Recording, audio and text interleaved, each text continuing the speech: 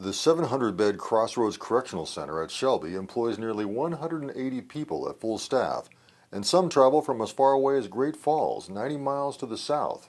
It also pays about $450,000 a year in property taxes to help fund city and county governments and local schools. We do pay the property taxes as well, with the water bills, helping out the local community.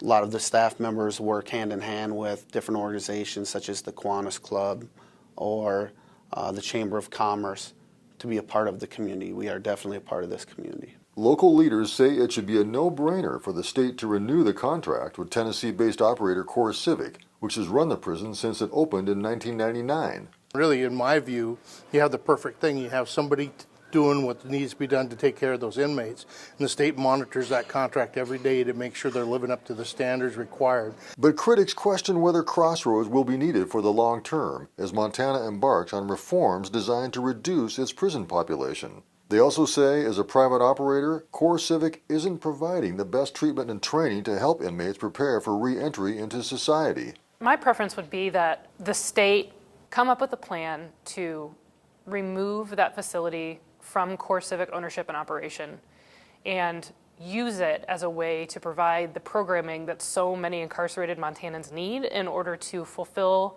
the obligations of their sentence and be put back in communities. Republicans in the legislature, however, indicate they won't approve the state taking over the prison. State Representative Rob Cook of Conrad, whose district includes Shelby, says it's cheaper to have a private prison, and if the state wants more rehabilitation programs, it can require them. If we're talking about recidivism and trying to avoid recidivism, that's easy enough to write into a contract that any private vendor can follow. I think that the potential for the state to purchase this prison is null.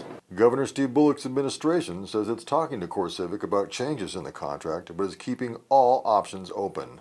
There's certainly concern on our part with some of the issues at the facility, but we also don't want to saddle taxpayers with a long-term contract that doesn't deliver the services that we would expect from a state prison or a state facility. So if getting rid of this private correctional facility in Shelby looks like a political non-starter, what does that mean for its future? That's the question the Bullock administration and the legislature must decide by next year.